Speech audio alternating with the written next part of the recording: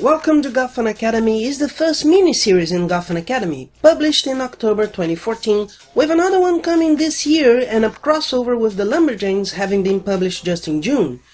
And the premise is innovative, even though it's not really. It's manga. Well, it was certainly an influence. It's manga. But being in Gotham and an American publication, it's manga. Yes, it's manga. But it's still a comic. But manga is... No, if we start with that, we're not getting anywhere today. Okay, leaving aside any consideration about visual style, and I really like the art here. The story uses tropes more commonly seen in manga. We follow Olive Silverlock, a girl accepted in the renowned Gotham Academy.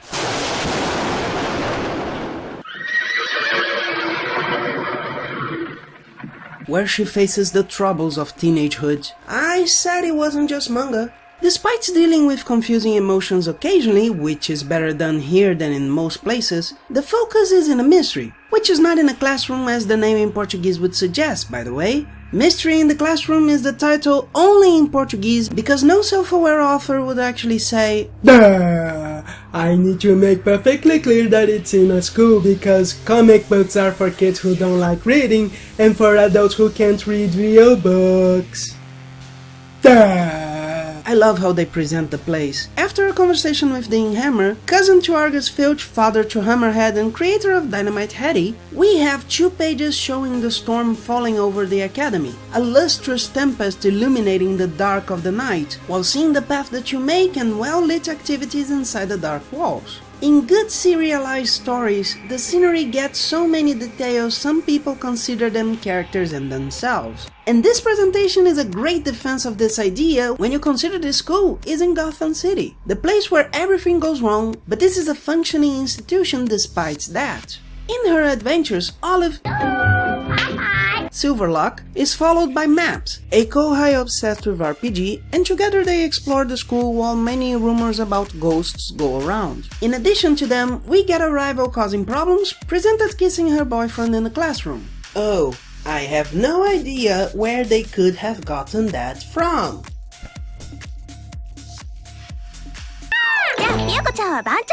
A fireworks smuggler, and a few others that don't really get a lot of time.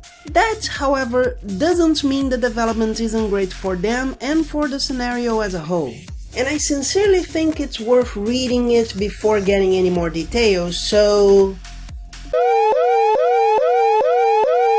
Well, now that we can talk openly, Silverlock, maybe Silver Sable's niece, a movie, really, is an interesting character. See if this sounds familiar. Young, introverted, with a mysterious connection in her past, which gets her confused, but she's always determined when needed.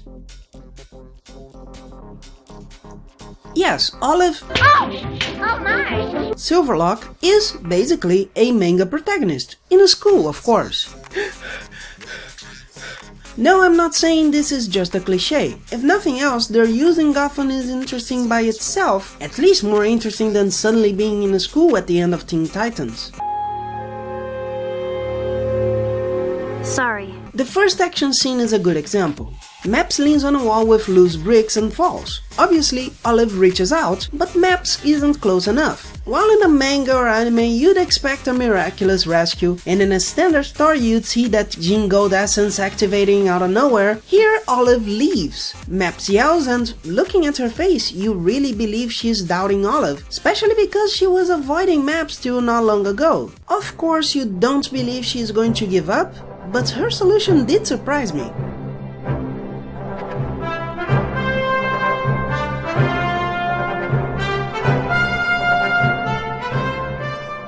And, as it is in Gotham, we have a cameo by Bruce Wayne.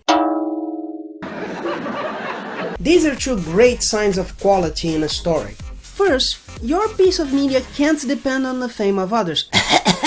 Second, as the horribly horrible title of the Brazilian version says... What?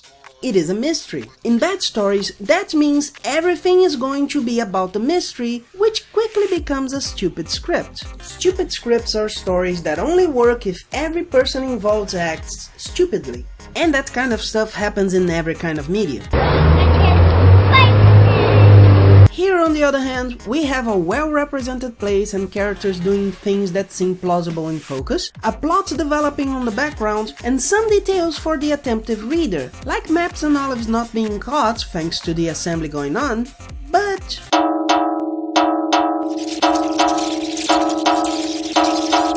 there are even some very funny moments. As said before, the other characters are also well developed. Maps is a geek that could seem stereotypical talking about RPG constantly if you haven't ever played RPG. If you haven't, play it. Even if it's just once or twice, it's worth it. RPG or role-playing game is not a genre of game, but a support, a medium like radio, TV, or the internet. There are genres inside it like cyberpunk, realistic fantasy, or horror, medieval fantasy being probably the most well-known. The game part is a way to anchor the story. Maps loves exploring places where her adventures could occur, makes maps all the time, and talks about said adventures proudly. She is the adventurer everyone goes looking for in the tavern, a dungeon crawler. As for the other characters, there isn't much to go into. Their development is good, but it should be appreciated in person, so let's just mention a few details. The history teacher, besides being interesting, is a subtle indication of the importance of the historic to the plot. The chemistry teacher is Achilles Mayo, who always reminds me of those Joker henchmen inspired on the Three Stooges. There's a kid somewhat like the Man-Bat. The smuggler seems more plausible for trying to act like Ferris Bueller but acting like Bart pretending to be a genius. And the theater teacher seems to be an homage to Vincent Price. Other than that, 3 interesting things are noteworthy. As there are a number of ghost stories, especially about the ghost of Millie Jane Cobblepot, there is a call to her mocking spirit, and a mix of a secret order and a seance, both stereotypical. The bully is a part of it and probably the leader, since the others involved were just stormtroopers. Ironically though, they wear monster masks, the bully especially wearing a monstrous bat mask. In a world where men-bats actually exist, this is particularly interesting, especially when the person who believes in that kind of stuff goes to school with one of them. Teenagehood is another topic well handled here. The attitudes represent well the character's age, and there isn't a "I know more than the entire world" moment, or "I'm just a teenager and I don't understand anything in the world" moment. The closest we get to that is Olive I'm sliding! I'm slipping! I'm switching! being confused about her feelings, something that can be seen in any age, and a talk about sad feelings with her history teacher, which could be duplicated changing the characters' positions in any romantic comedy or romance movie in existence. Oh, and there's this guy's hair. It might not be exactly current, but it is certainly that ridiculous idea of young hair you see once in a while. More importantly though, Olive Oyl is not a confused adolescent just because she's a teen. The story starts with her not wanting to think about the summer that had just ended. With time, she starts admitting being afraid of what happened, simultaneously starting to take responsibility for it. Finally, we discover she is not sure about what happened herself, but more than that, You have no idea who you're dealing with. the ghost who's being seen is not a real ghost, but a puppet made by the bully's boyfriend to please her since she believes in those things. And all I had to do then was create a ghost ship by using some candles, a mirror, and 2 squirrels. However, as the Dean says in the beginning, something happened in the North Hall, where they finally have a truly unusual experience. And if you know Gotham, you probably know what's happening. But before you think it's a predictable ending, it's not. Even already knowing what was going to happen, I still thought it was great. Yeah, it's Killer Croc. And again, if this was a bad story, he'd be a real threat, Batman would be the hero, and that would be that. Here, he's hiding in the school after escaping Arkham and finding an old sewer passage to the place. But he had a picture of Olive's mother, so she decides to gather her friends and find him, where he winks at the reader who recalls one of the best animation series ever. I threw a rock at him! You know what the best part of this wink is? In the original, Croc is shown as dumb because it's actually Batman in disguise, and he's trying to make everybody not notice him. Unfortunately, Croc was shown as dumb or just animalistic once in a while, even though his first story in that cartoon had him almost framing a cop. Here, on the other hand, he's using the same phrase to make everybody laugh. He has a funny moment just before, but he doesn't seem empty like... By the way, after I saw...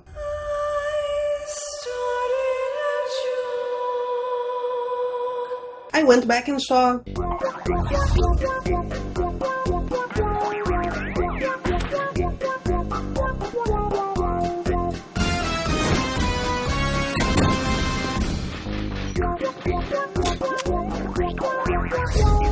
And I already had a problem with how empty the characters felt in this. So when I saw... We're the Patsies. We're some kind of suicide squad.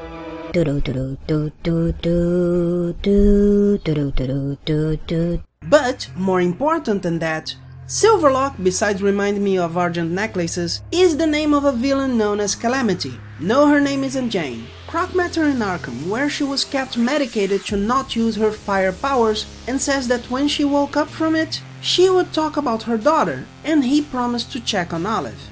That doesn't just close the mystery, but brings happy and sweet moments to the main character, together with her memory issues possibly being due to mental problems like her mother's. Oh, and Croc escaped during a fire, so Sybil Silverlock can pop up and visit her daughter one day. All we need now is an ending. So Batman comes to get Croc, Olive really is like oil, flammable. The nice villain escapes, Batman talks with her and she throws the fake ghost away, finally founding a detectives club after final touches. Gotham Academy was a great read, and one of the rare occasions when a spin-off works so well. I'm certainly going to look for the second semester when it's published. Hey, where are you going? Wait!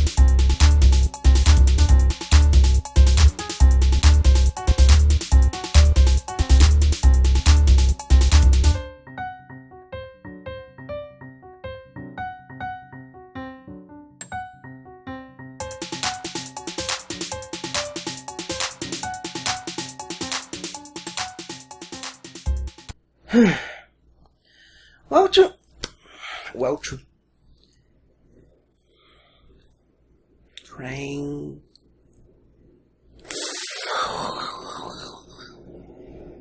Welcome to Gotham Academy is the first miniseries in Gotham Academy, published in October 2014 with a...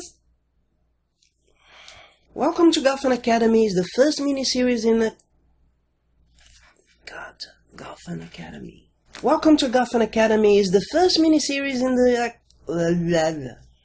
with another one coming this year and a lumberjack...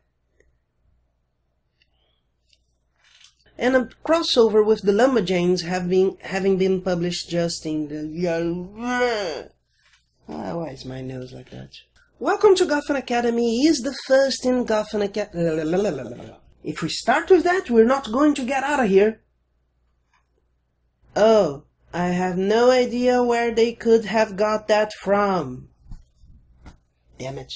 Oh, I have no idea where they could have gotten that from. Damn it.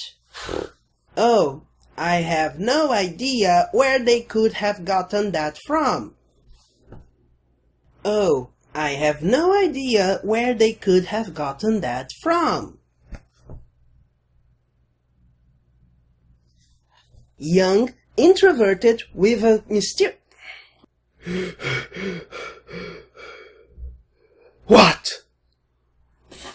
Stupid scripts are stories that only work if every single person... Not every single person. Stupid scripts are stories that only work if every person involved acts stupidly. Even though his first story in that cartoon got him already... Oh. You know what the best part of this wink is? Train, of course. You know the best story? Train, past. Must record. Must finish chewing bread. You know what the best part of this? Trying to get a... In the original, Batman... And I'm certain...